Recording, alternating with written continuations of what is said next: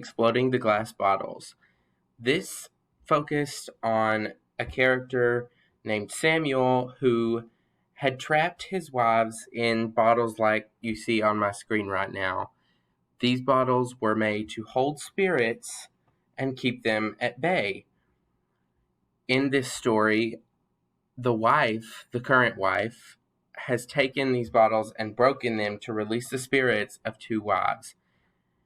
The thesis for me was really about racism.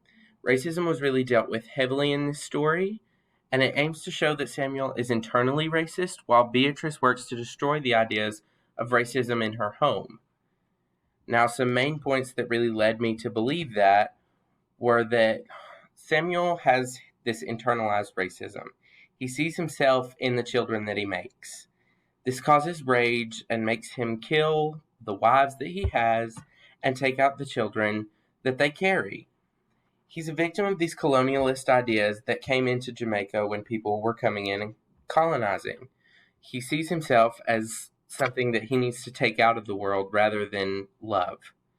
Beatrice thinks the opposite. She thinks that she can change his feelings on his race and frees these spirits from these bottles. She asks these spirits not to be so mad at her, but to direct their rage towards Samuel because he is the one that's causing this and fueling this racism. These events are very significant because she sees him as this beautiful person while he sees himself as something that's got to be taken out of the world. Samuel puts on a white mask to try to avoid his identity as a black man during this colonialist time.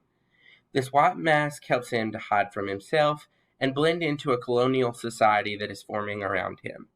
He aims to hide his ethnicity while following the white social norms. As stated by Robinson, the two dead wives that Beatrice found represent oppressions faced by the women of color during the Jamaican colonization. They represent patriarchy and racism, which played a part in their rage in their afterlife. Those combined with their rage for being killed and their children being killed fueled them to go into this rage that heated the house in this story.